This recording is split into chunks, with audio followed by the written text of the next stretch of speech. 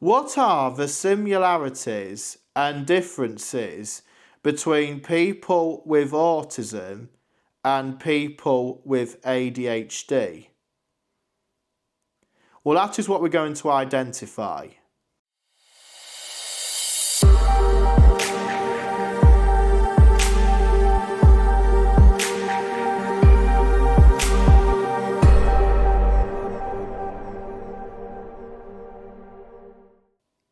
Hello everyone, welcome back to the Aspergian Journal. The intense battle between autism and ADHD has been going on for many years, to the point where one can find it hard to understand the differences between these two neurodiverse conditions, or traits as I refer to them as, and how often it can be mistaken at times when people seek a diagnosis or want to understand their ADHD more. Despite this, there's many similarities between autism and ADHD, and it is important to complement them both and to highlight the importance of building independent and successful lives, regardless the challenges that autism or ADHD can bring to a person's life. When you first look at autism and ADHD as two behavioural and psychological concepts, you could easily mistaken them for not being related, and they need to be treated as two separate conditions. However, the connection between autism and ADHD are more intertwined than most people think, and that many people on the autistic spectrum can have certain characteristics with ADHD and vice versa. An article published by the National Institute for Health in 2022 highlighted the significant overlap between children with autism spectrum disorder, ASD, and children with attention deficit and hyperactivity disorder, ADHD, where it showed estimates that between 30 and 80% of children with autism also had ADHD, and between 20 and 50% of children with ADHD also had autism as well. This demonstrates that autistic children and adults have a high likely chance to have or develop characteristics and behaviours that are relatable to those that have ADHD, and this also influences and provides evidence to the rising number of people that are actually showcasing that they have a dual diagnosis for autism and ADHD, as it's quite common and for people to get diagnosed later on in life, and it can also amount to the challenges of not only to come to terms with their diagnosis and how they've lived their life up to the present day, but also coming to terms with what the diagnosis means to them and how they live their lives moving forward. There are many similarities between autism and ADHD, how it influences a person's attention and behaviour, and how they socially interact and act with themselves and with others. And because of these similarities, it can be very easily to misdiagnose someone or they receive a late diagnosis, which then can lead to having a spiral effect on that person, especially when they can have numerous questions about is the diagnosis right? Why was this not picked up at an earlier stage in my life? And really coming to terms of what this diagnosis means to them personally. And everybody's different. Many of these similarities can be executive functioning, which focuses on how they plan, organise or prioritise tasks, or how they manage their time management, how they maybe struggle with being consistent with their efforts of when they're managing tasks or doing or participating in tasks, and how they might struggle with shifting their efforts between activities and regulating their emotions. This can also lead to procrastinating or paralysis in their decision making, which can be very common, and it can lead to a heightened accumulation of anxiety and other mental health issues. Anxiety, as I've said many times in previous videos and Substack articles that I've written, that anxiety is one of the major cornerstones of the autistic spectrum. And this is also something that is very relatable to ADHD people as well. Because anxiety and their anxiety-driven behaviours can also contribute massively towards the mood swings and that they can have if they don't manage them effectively, but also how they process their emotions and in a way that's healthy and it's not causing a detrimental effect to their overall health and well-being. And this is something that autistic people can struggle with immensely with as well. Emotional regulation, which can lead to having a real heightened emotional sensitivity towards things and situations that can cause a mixed variety of different emotions and how they respond to those situations.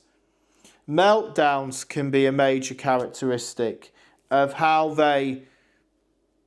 when they get overwhelmed with their emotions, and it can lead to sensory overload, which then can be the onset towards having an emotional meltdown, and because they get so overwhelmed with things. And people with ADHD, they have this sensitivity of when it comes to like their moods and be able to manage situations effectively and accordingly, because they can feel so happy and great one minute and feel really down and in the dumps and really getting stressed about something the next, if they struggle to manage their emotions and how they manage a situation effectively. What is the right approach to deal with it if you're in that stressful situation? And that can be hard for for even autistic people, where they have to recognise when they're getting stressed and how do I deal with that situation effectively and not get so overwhelmed with it to the point where you're putting yourself in a dangerous situation.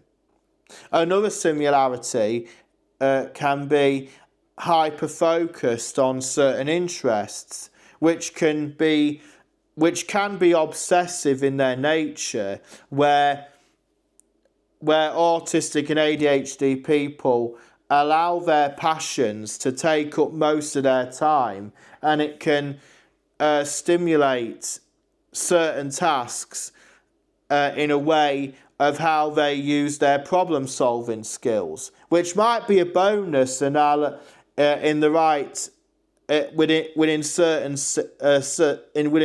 scenarios, like in work, if they can obsess or be so engrossed in something that they know that they can fix or solve, then that's great. But then on the flip side to that, they can also misunderstand where they're focusing their attention on, and to neurotypical people it might seem that they're selfish and are not considering other people. And even though it might look like that, but I can tell you now that is not the case. It's because sometimes they struggle to focus their attentions on things and where there might be amongst people, but in their minds they feel like they're somewhere else, or they would rather be somewhere else. And that's not a bad thing. That's just how they deal with their day-to-day lives. And sometimes they might not have been taught how to manage their attentions or emotions effectively. So sometimes they're going with what they've been taught and what feels like their comfort zone. And that might be okay when you're in an anxious state and you need to go to somewhere, a place of comfort, but at the same time it can also hold you back on the things that you want to grow and develop in.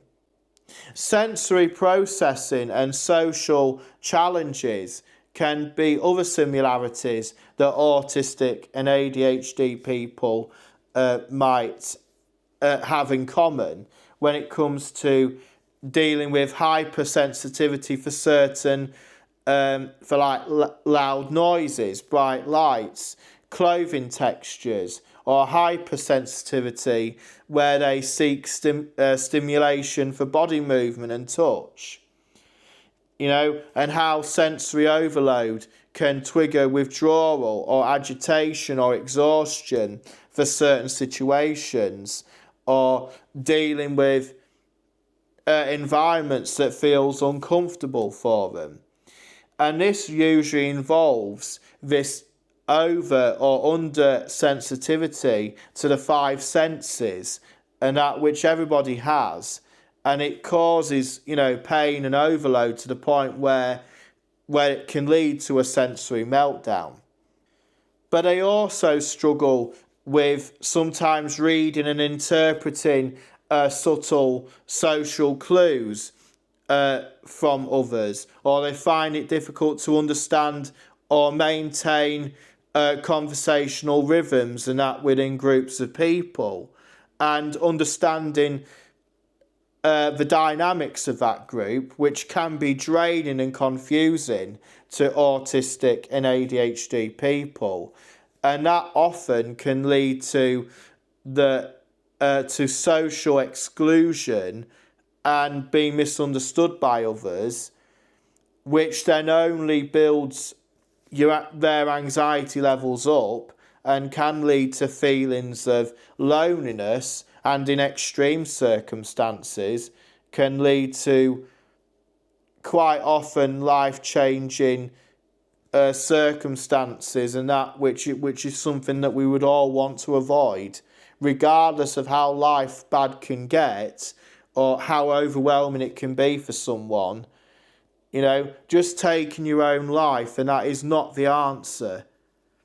And this is something that ADHD people can suffer with in terms of intrusive thoughts. If their mood swings get so bad that suicidal ideation can become a common thought pattern, which can be really dangerous, and that if it's left unchecked, and they don't know how to Well, basically keep those thoughts in check and be able to regulate their mood swings and emotions effectively.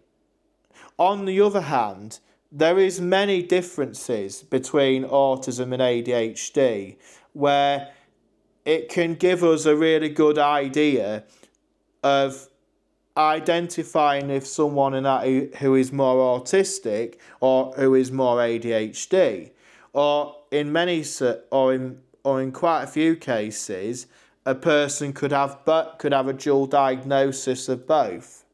These differences can be like social understanding, where autistic people might struggle to come to terms with like the challenges of perceiving and interpreting social clues, facial expressions, and the unspoken rules of social interactions. ADHD people have difficulties with like impulsivity, like they always want to interrupt or overshare things with people, or they get so easily distracted in situations that they should be participating in, but it feels like they're actually drifting off in their own world. Now, I'm not saying that autistic people do that as well, but it's more prevalent in ADHD more than autism. Attention patterns, where autistic people are quite often more deeper and narrower in terms of having certain special interests, and they can spend quite a long time really getting engrossed in those special interests. ADHD people often tend to have more broader and quite easily shifting approach to their interests, and they can get easily distracted, and they always like to hop between topics and tasks quite quickly, so they have quite a short attention span, which is something that autistic people don't commonly have. I'm not saying that they don't have it, but it's not as prevalent as it would be for ADHD people. Repetitive behaviours versus impulsivity. Autistic people are quite renowned for having repetitive behaviours like stimming, routine, having certain rituals, and that which provides, comfort, regulation, and that sensory balance to keep their mood and emotions in check. ADHD people, on the other hand, their behaviours are more impulsive, unplanned, and they are more driven to having that instant stimulation, that gratification straight away, and they seek validation or attention quite abruptly. They want it now. They don't like the concept of delayed gratification, and that doesn't mean anything to them. Structure and flexibility. Autistic people often prefer to be more predictable, have that routine and control, because sudden changes can be very distressing for them, and that can lead to emotional outbursts or even meltdowns in some cases, where ADHD people often crave novelty and they're quite spontaneous in their nature, and too much routine can be really stifling for them, and it can affect their mood swings. So, like they have really short attention spans, which is quite often reported that children that have ADHD sometimes can't sit quietly for like long periods of time, like in classrooms where they always like to be on the go. They have so much energy that they have to be on the go. They can't sit still for 5-10 minutes. Where with autistic people, that's the other way. It's the other way round, where even though we can be full on as autistic children can be, but quite often they like to go off in their own little worlds, and they can be focused on their patterns and their interests, and they like to have a structure. They like to have a routine of how they do things, and that which is me down to a T. I like to have a bit of a structure, even though I am more flexible nowadays than what I was as a child.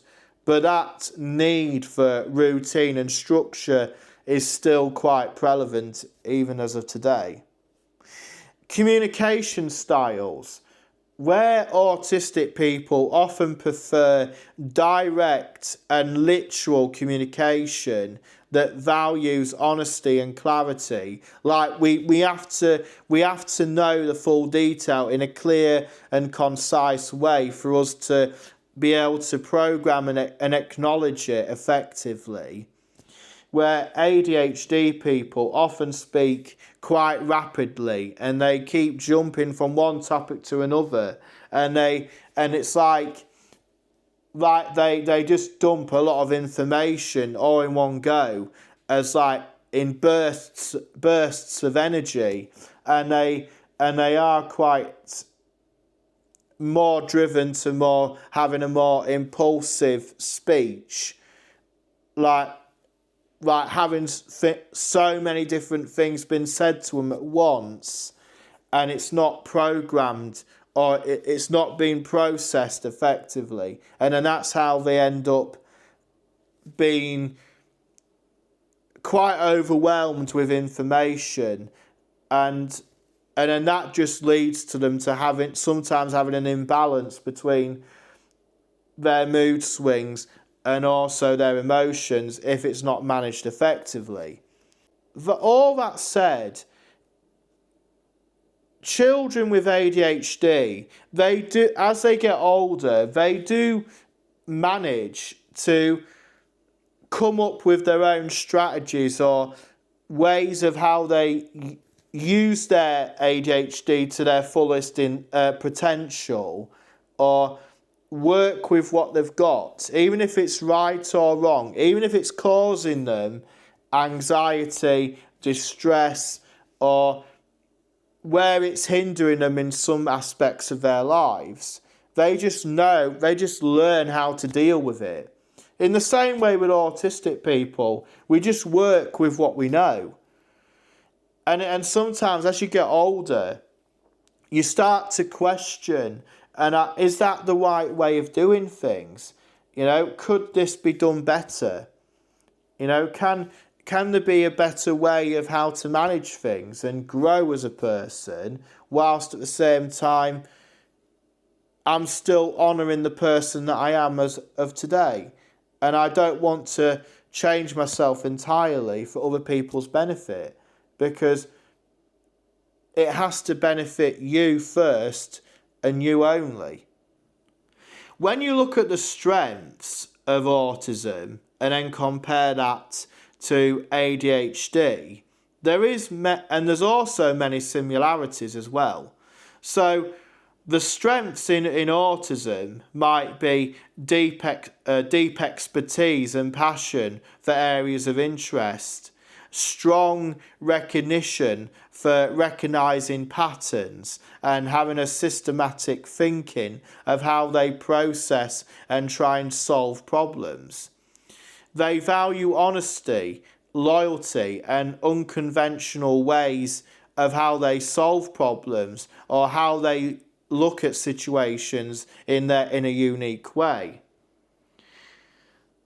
On contrast to that, the strengths that you would find in ADHD people would be like creativity and divergent thinking outside the box, high energy, adaptability, resilience, quick thinking, quite a high level of tolerance for risk taking, and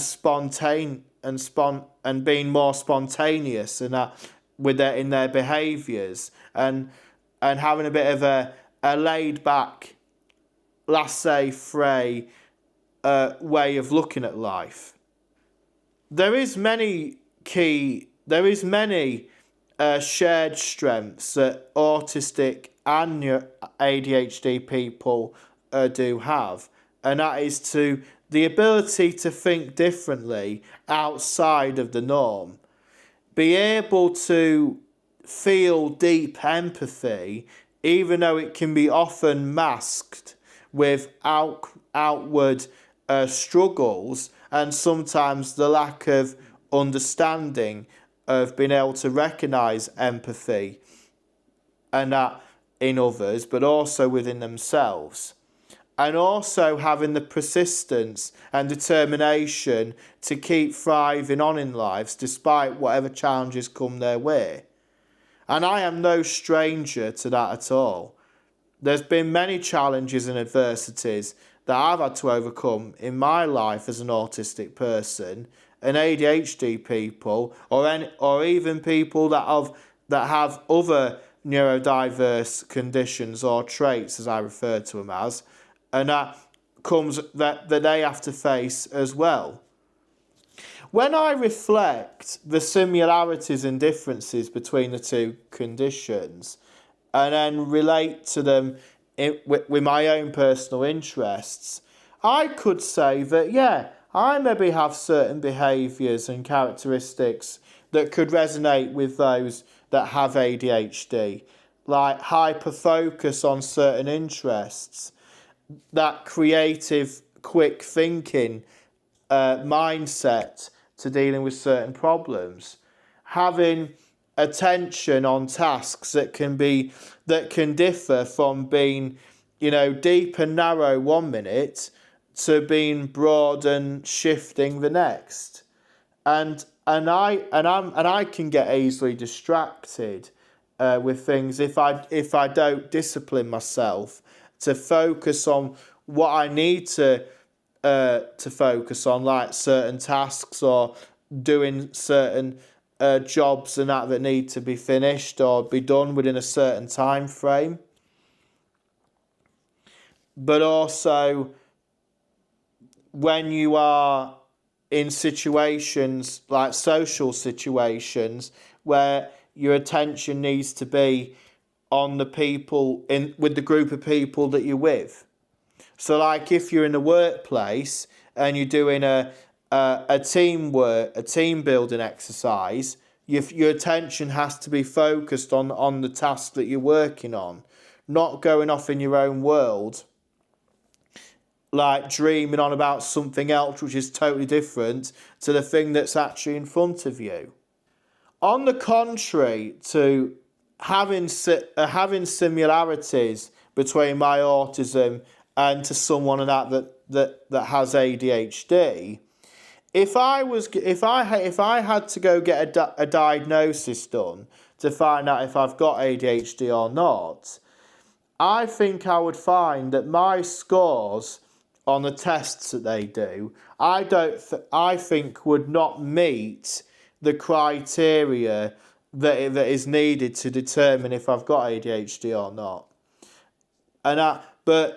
However, if I had to get re-diagnosed and had to have a more up-to-date version of my original diagnosis when I was 4 years old, which is actually a misdiagnosis in its nature, my characteristics and behaviours would be more determined for me to be more autistic rather than ADHD. But even though I don't have ADHD myself, but I have been around other people that have ADHD throughout the course of my life, and the challenges that they have to go through on a day-to-day basis, and that just to be able to not only survive, but also to build towards the lives that they want to live. The closest living example that I can provide is that I have a cousin who is autistic and ADHD, and it affects their mood swings and emotions quite drastically, that they have to take medication to be able to regulate their mood and their emotions effectively, and that because they would find it really difficult and that to do it without to be able to do it without, because if they didn't take their medication, it leads to that, like the intrusive thought patterns and that, as I mentioned earlier. Now, I do recognise that how ADHD and that affects one person might be different to another. And I do follow a lot of stories of other people that have got ADHD and autism and how it impacts their lives. And even I can tell the difference between how, without them taking their medication, it can have a really bad effect on their day-to-day living, their mood and so on, where in contrast to someone a bit like myself, even though I am autistic, I don't take medication, and I'm able to manage my anxiety and things more effectively. That just shows how lucky I am. And that's just my opinion. Now, I know that other people might have different views when it comes to taking medication or not. And I think it's really important to be able to incorporate other alternative forms of self-care that can help regulate their ADHD behaviours, and that whilst being on medication if that's what's necessary. For me, if I had ADHD and I had to take medication, even I would still find ways of being able to have different coping strategies that can help with not only self-regulating my emotions and thoughts and anxiety, but also to as part of my self-care routine which is more healthier and more organically friendly in terms of its application, and to not be totally reliant on just over-medicating oneself. Because in my view, and I know people might have a different opinion, but I just think being on medication, all it does, it just keeps you trapped in that ever-ending cycle of despair, and you're having these thoughts of like, God, I just wish life was different. That is the same kind of perception that I had when I was facing a dilemma many years ago of carrying on being on antidepressants for my anxiety, because I knew it wasn't getting me anywhere. It was keeping me trapped, and I did not want to be overdosing myself on antidepressants just to be able to get by. So I made a conscious decision to take myself off that medication and actually look at other alternative forms of self-care, like different talking therapies like CBT and mindfulness, and many other factors like having a good fitness regime, a good healthy diet, and many other things to incorporate that self-care routine, which actually in the long run really helps you massively, even though in the beginning it might feel like, oh, what a waste of time. Why am I bothering wasting my efforts and energy doing that? But when you have those thoughts, you're closing your mind off to other things and being open-minded to other coping strategies that might actually be really beneficial to you if you're only prepared to be open to those different alternatives. And you might give them a try, and you might think, God, this really works. Or it's actually really beneficial, and I'm not entrapping myself and just taking medication all the time. Which in one way, it just keeps you locked up in that cycle of despair. And what I've found over the years that doctors and other healthcare professionals, and they're not bothered in that lot if you take medication or not. They don't care. It's like you're just left to your own devices. And it comes back to this, this dilemma of, do you get a diagnosis or not? And I have talked about this quite in depth in a previous video and an article that I've written about the dilemma that autistic people have, that do they get a diagnosis or not? And my opinion really is that a diagnosis only tells you what you already suspected in the first place. It doesn't come with a manual of how you live your life well, and it doesn't provide a blueprint of how successful your life should be, because success means differently to other people, to all of us. What my idea of success to me might be different to what your idea of success is.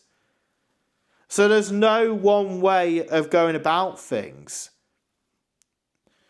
Now, and I also highlighted in that video that even though people are entitled to make that decision of getting a diagnosis or not, which is their decision and that's their choice, I am not here to say that you are right or wrong to get a diagnosis.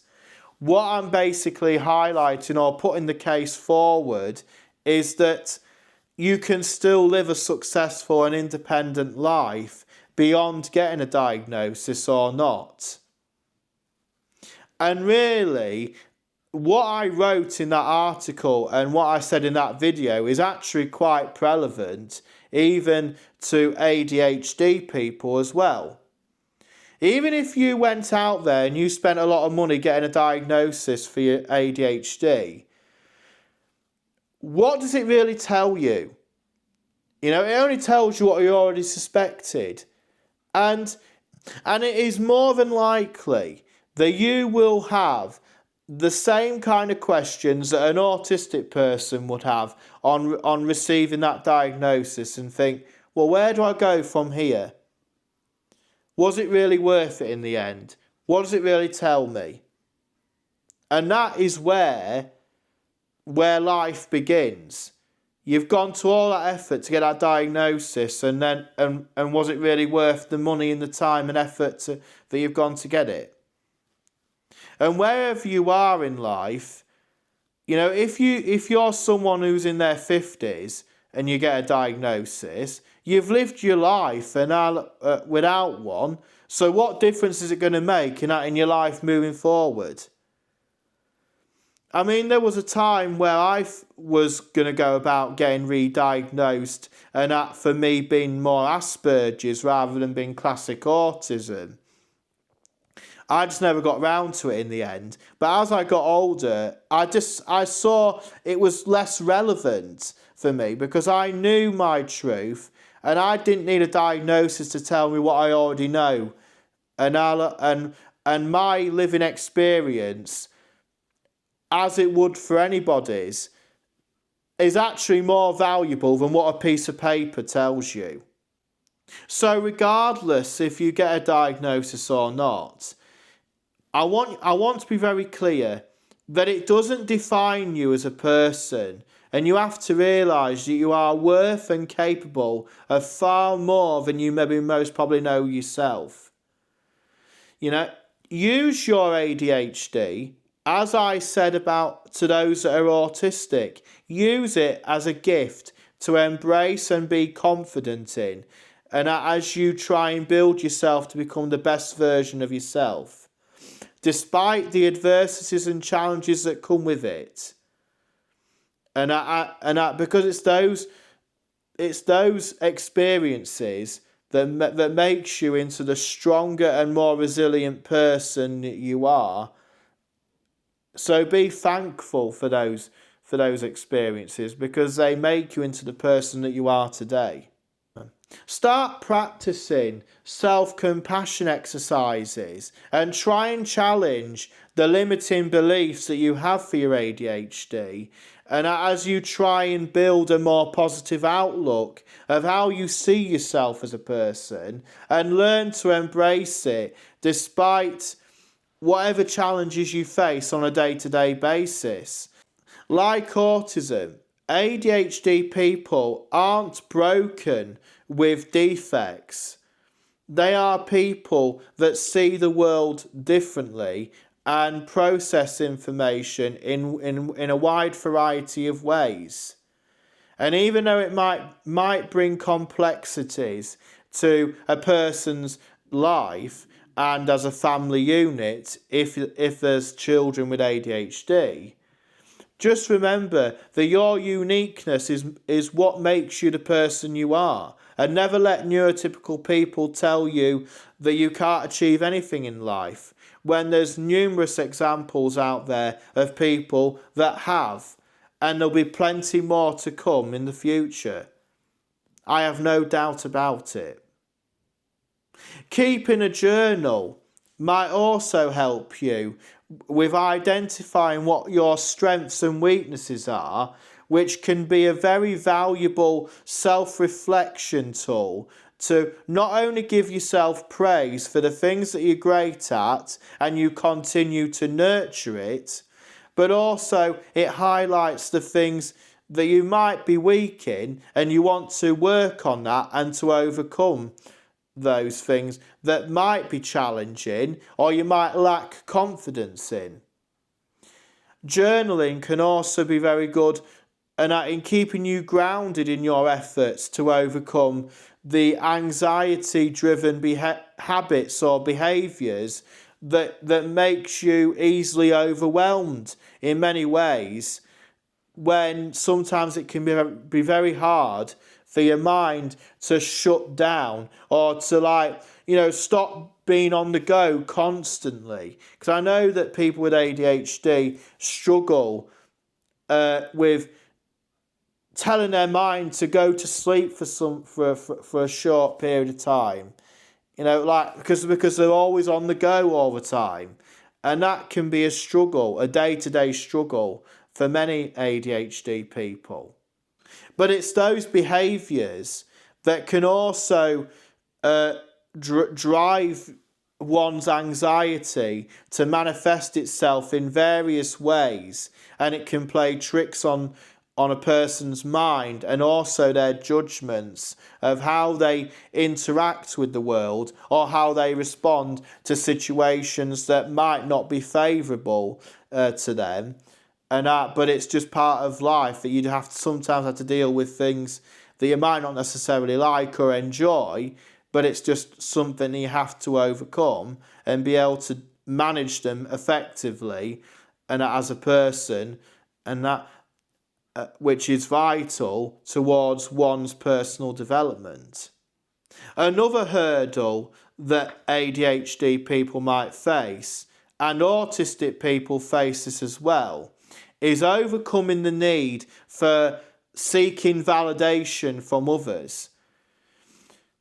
This habit really holds you back, and really to overcome this habit, you first need to have the self-awareness for these behaviours and these thought patterns, and that are often associated with the thoughts and feelings that you experience.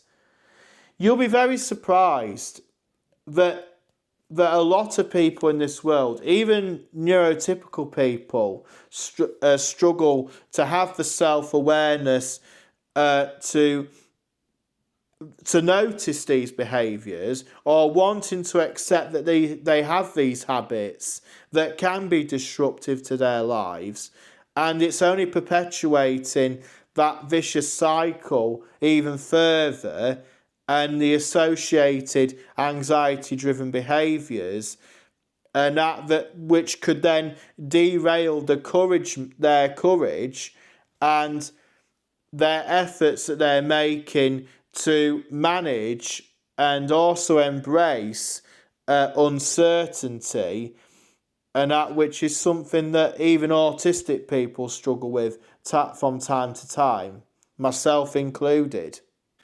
I know it sounds very scary when it comes to finding this balance between building yourself up as an individual to be able to tackle with things on a day-to-day basis more effectively and more strongly as a person, but at the same time not forgetting who you are as a person, and always ensure that any development you make and that has to benefit you and you first.